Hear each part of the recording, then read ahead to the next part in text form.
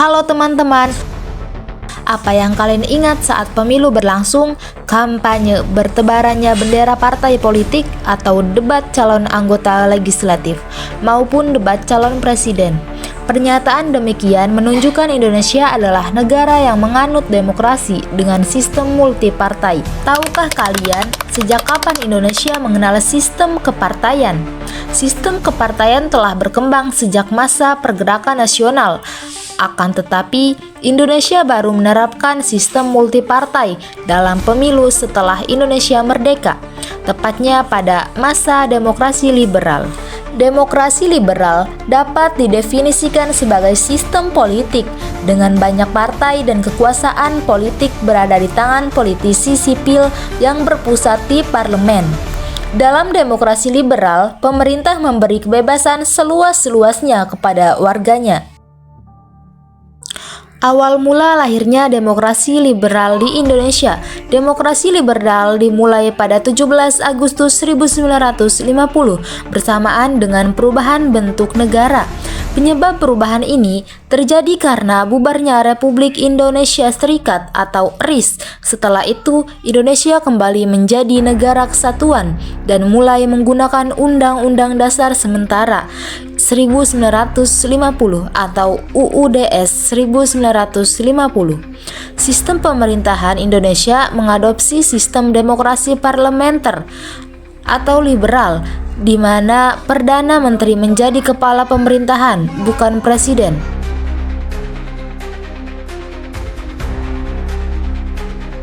Pada 17 Agustus 1950, Republik Indonesia Serikat atau RIS yang merupakan bentuk negara hasil kesepakatan konferensi meja bundar resmi dibubarkan. RIS kemudian diganti dengan Negara Kesatuan Republik Indonesia atau NKRI. Seiring dengan itu, sistem pemerintahannya pun berubah menjadi demokrasi liberal dengan sistem pemerintahan parlementer yang berdasarkan pada Undang-Undang Dasar Sementara atau UUDS 1950. Ada 7 kabinet pada masa demokrasi liberal. Yang pertama, Kabinet Natsir pada September 1950 sampai Maret 1951. Yang kedua, Kabinet Sukiman pada April 1951 sampai Februari 1952. Yang ketiga, Kabinet Wilopo pada April 1952 sampai Juni 1953. Yang keempat, Kabinet Ali Sastro Midjojo 1 pada Agustus 1953 sampai Juli 1955. Yang kelima, Kabinet Burhanuddin Harahap pada Agustus 1955 sampai Maret 1956. Yang keenam, Kabinet Ali Sastro Midjojo 2 pada Maret 1956 sampai Maret 1957. Yang ketujuh, Kabinet Juanda atau Karya pada April 1957 sampai Juli 1959. Setelah bentuk negara Indonesia Serikat dibubarkan, kabinet pertama yang memerintah Persatuan Republik Indonesia adalah Kabinet Natsir. Kabinet Natsir merupakan kabinet kolosi yang dipimpin oleh Masyumi, sementara PNI lebih memilih kedudukannya sebagai oposisi. Program pokok dari Kabinet Natsir: 1. Mempersiapkan dan menyelenggarakan pemilihan umum untuk memilih Dewan Konstituante. 2. Menyempurnakan susunan pemerintahan dan membentuk kelengkapan negara. 3. Menggiatkan usaha mencapai keamanan dan ketentraman. 4. Meningkatkan kesejahteraan rakyat dengan mengembangkan dan memperkuat ekonomi rakyat. Kabinet Natsir ini mulai goyah akibat kegagahan dalam perundingan dengan Belanda mengenai Irian Barat. Selain itu, kabinet ini jatuh setelah PNI mengajukan mosi tidak percaya menyangkut peraturan pemerintah nomor 39 tahun 1950 tentang pemilihan DPRD yang dianggap tidak demokratis, yang hanya menguntungkan Masyumi. Mosi yang digagas oleh Hadikusumo ini mendapat dukungan dari mayoritas anggota parlemen. Pada tanggal 21 Maret 1951, Kabinet Natsir berakhir dan Perdana Menteri Natsir mengembalikan mandatnya kepada Presiden.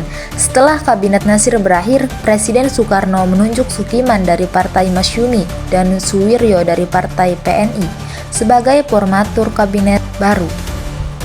sebagai formatur kabinet baru dipimpin oleh Sukiman dan kemudian lebih dikenal dengan sebutan Kabinet Sukiman. Kabinet Sukiman mirip dengan program dari Kabinet Natsir, hanya beberapa hal mengalami perubahan dan skala prioritas. Belum 1 tahun menjalankan pemerintahan, kabinet ini jatuh penandatanganan perjanjian mutlak antara Menteri Luar Negeri Indonesia Ahmad Subarjo dan Duta Besar Amerika Serikat. Menjadi penyebab jatuhnya kabinet ini dianggap sebagai kebijakan politik luar negeri yang mendukung blok barat pada masa Perang Dingin, sehingga menyimpang dari prinsip politik luar negeri bebas aktif. Peristiwa tersebut mendorong Sunario dari PNI mengeluarkan mosi agar Kabinet Sukiman mengembalikan mandatnya kepada Presiden. Pada 27 Februari 1952, Kabinet Sukiman menyerahkan mandat kepada Presiden Soekarno. Berbagai permasalahan dalam Kabinet Wilopo sebagai berikut. Tanggal 17 Oktober 1952, sekelompok perwira yang tidak puas dengan keadaan politik pada waktu itu menggerakkan demonstrasi menuntut pembubaran parlemen. Meriam diarahkan ke Istana Presiden. Demonstrasi juga digelar di halaman gedung parlemen, Lapangan Banteng, Jakarta.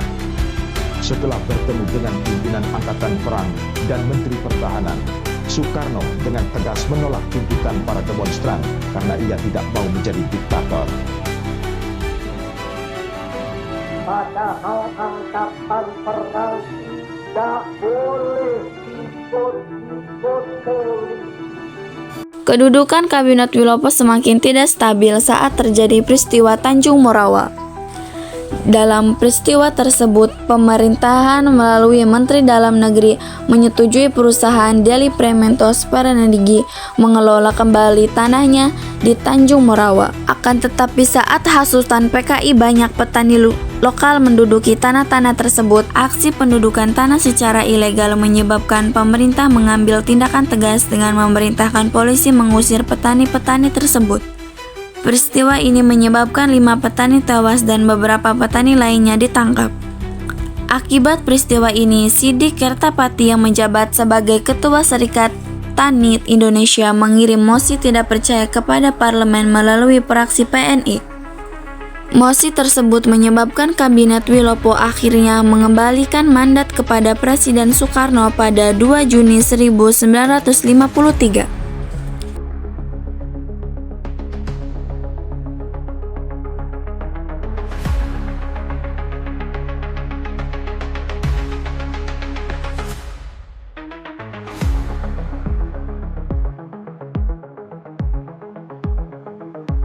Setelah Kabinet Wilopo mengembalikan mandat, Presiden Soekarno menunjuk Ali Sastromijoyo dari PNI dan Wongsonegoro dari Partai Indonesia Raya sebagai Perdana Menteri dan Wakil Perdana Menteri.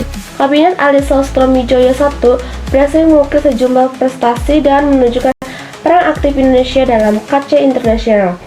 Salah satu keberhasilan kabinet ini adalah diselenggarakannya Konferensi Asia Afrika atau KAAFA 1955. Selain mengadakan Konferensi Asia Afrika, Kabinet Ali I berhasil membentuk Panitia Pemilihan Umum atau Pemilu yang diketuai oleh Hadi Kuzumo. Dalam mengatasi masalah perekonomian, Kabinet Ali berusaha meminjau utang-utang pemerintah dan cadangan devisa negara untuk mengatasi masalah tersebut. Kabinet Ali Sastromijoyo I akhirnya membatalkan perjanjian Konferensi Meja Bundar yang berkaitan dengan utang Indonesia terhadap Belanda. Faktor utama yang menyebabkan jatuhnya kabinet ini adalah masalah pergantian Ignan TNI Angkatan Darat yang dikenal sebagai peristiwa 27 Juni 1955. Menghadapi persoalan dalam tubuh TNI Angkatan Darat, parlemen mengajukan mosi tidak percaya terhadap Menteri Pertahanan selanjutnya. Pada 24 Juni 1955, Kabinet Ali mengembalikan mandatnya kepada Presiden Soekarno. Kabinet Ali Sastromijoyo I digantikan oleh Kabinet Burhanuddin Harahap. Prestasi Burhanuddin Harahap adalah berhasil menyelesaikan permasalahan dalam tubuh TNI Angkatan Darat. Keberhasilan lainnya adalah berhasil menyelenggarakan pemilu 1955. Pemilu dilaksanakan dalam 2 tahap. yaitu tahap pertama dilaksanakan pada 29 September 1955 untuk memilih anggota DPR atau parlemen. Tahap kedua dilaksanakan pada 15 Desember 1955 untuk memilih anggota konstituante. Pemilihan umum tahun 1955 yang dianggap sebagai pemilu paling bersih dalam masa 50 tahun menghasilkan 4 partai besar yang mendominasi parlemen, yaitu Partai Nasional Indonesia atau PNI, Partai Islam Masyumi, Nahdlatul Ulama, dan PKI. Kesuksesan penyelenggaraan pemilu yang jujur dan adil, terlebih saat negara Indonesia baru merdeka, dianggap sebagai pencapaian besar bagi bangsa Indonesia dalam melaksanakan demokrasi. Keberhasilan penyelenggara pemilu menandai berakhirnya masa tugas Kabinet Burhanuddin Harahap pada 3 Maret 1956. Kabinet Burhanuddin Harahap mengembalikan mandatnya kepada Presiden Soekarno. Setelah pemilu 1955, promotor kabinet dipilih berdasarkan partai pemenang pemilu. Sebagai partai pemenang pemilu, PNI mengajukan Ali Sastroamidjojo dan Wilopo sebagai calon promotor kabinet selanjutnya. Kabinet ini disebut Ali Sastroamidjojo II, yang terdiri atas kabinet skolasis partai pemenang pemilu, yaitu PNI, Masyumi, dan NU. PKI tidak dilibatkan dalam kabinet karena ditolak oleh beberapa tokoh Islam. Program pokok kabinet Ali II yaitu pembatalan konferensi meja bundar, pemulihan keamanan dan ketertiban, pembangunan 5 tahun, menjalankan politik luar negeri bebas aktif, melaksanakan keputusan KAA. Pada masa pemerintahan kabinet ini muncul pergolakan di beberapa daerah yang mengarah gerakan separatisme, kurangnya tindakan tegas dan kabinet terhadap pergolakan yang muncul membuat partai inti NU dan Masyumi menarik para menterinya dan kabinet. Mundurnya sejumlah menteri menyebabkan kabinet Ali Sastroamidjojo II harus menyerahkan mandatnya pada Presiden Soekarno pada 14 Maret 1957.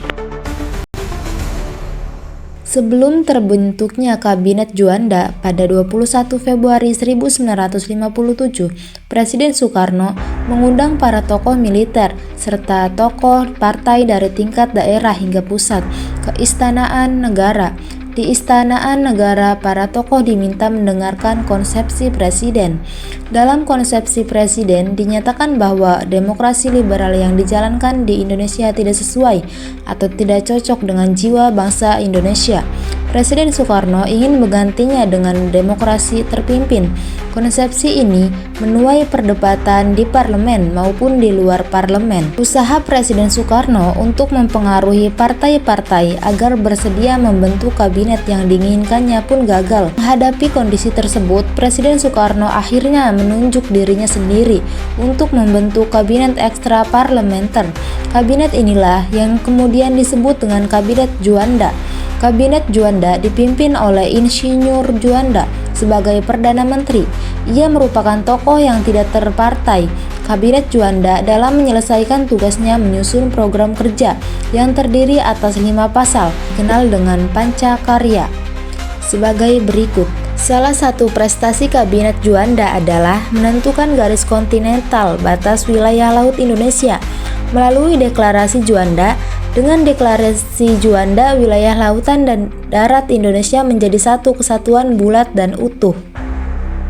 Badan Konstituante dipilih lewat pemilihan umum pada tahun 1955. Badan ini bertugas merumuskan undang-undang dasar yang baru, akan tetapi Konstituante belum berhasil menyelesaikan tugas utamanya, yaitu menetapkan dasar negara. Kegagalan konstituante tersebut disebabkan faktor-faktor berikut, contohnya perdebatan yang berlarut-larut dalam konstituante, adanya perselisihan antar partai, munculnya desakan untuk kembali pada Undang-Undang Dasar 1945. Kondisi ini mendorong Jenderal Abdul Haris Nasution, pelaku Kepala Staf Angkatan Darat dan penguasa Perang Pusat atau Perpu dengan persetujuan pada de Juanda melarang sementara sebuah kegiatan politik dan menunda semua sidang konstituante. Pada akhirnya, konstituante dibubarkan melalui dekret Presiden 5 Juli 1959. Kondisi perekonomian Indonesia pada masa demokrasi liberal masih terseok-seok. Ini dikarenakan politik dan perekonomian masih belum tertata dan belum stabil. Keterpurukan ekonomi pada masa itu membuat pemerintah mengeluarkan sejumlah kebijakan. Sejumlah yang dimaksud diantaranya adalah Gunting Syahrudin adalah kebijakan pemotongan nilai mata uang atau senaring yang diambil Menteri Keuangan Syahrudin Prawira Negara. Pada 20 Maret 1950, semua uang yang bernilai Rp250 ke atas dipotong nilainya hingga setengahnya. Tujuan menanggulangi defisit anggaran sebesar 5,1 miliar rupiah. Dengan kebijakan ini, jumlah uang yang beredar bisa berkurang. Gerakan Benteng adalah sistem ekonomi yang bertujuan mengubah struktur ekonomi kolonial. Jadi, struktur ekonomi nasional sistem ini dirancang oleh Menteri Perdagangan Sumitro Djojo Hadikusumo, ayah dari Prabowo Subianto. Gerakan Benteng diwujudkan dengan menumbuhkan pengusaha Indonesia lewat kuncuran dana kredit. Sayangnya program ini gagal karena pengusaha tak mampu bersaing. Pada 1951, pemerintah mengosialisasi Dijavos Bank menjadi Bank Indonesia. Bank milik Belanda itu dijadikan sepenuhnya bank milik Indonesia untuk menaikkan pendapatan, menurunkan gaya ekspor, dan menghemat secara drastis. Sistem ekonomi Alibaba diperaksai oleh Menteri Perekonomian pada kabinet Alibaba pertama yakni Kishab Cokro Hadi Suryo. Program ini diberi nama Alibaba karena melibatkan pengusaha pribumi atau yang disebut Ali dan pengusaha keturunan Tionghoa diistilahkan dengan Baba. Lewat program ini, pengusaha keturunan Tionghoa diwajibkan melatih tenaga pribumi. Sebagai imbalan, para pengusaha keturunan Tionghoa akan mendapat bantuan kredit dan lisensi dari pemerintah. Sayangnya program ini tak berjalan sesuai harapan. Akhir dari masa demokrasi liberal di Indonesia. Pada tanggal 5 Juli 1959, demokrasi liberal berakhir. Dan penyebabnya yaitu karena terjadi ketidakstabilan politik yang berlangsungan lama dan konstituante gagal menyusun undang-undang baru. Maka sistem ini dinilai tidak efektif. Peristiwa penting yaitu Presiden Soekarno mengeluarkan dekret presiden sebagai solusi dari krisis tersebut. Dampaknya yaitu dengan dikeluarkannya dekret itu, sistem demokrasi parlementer atau liberal dihentikan. Demokrasi terpimpin di bawah kendali langsung presiden.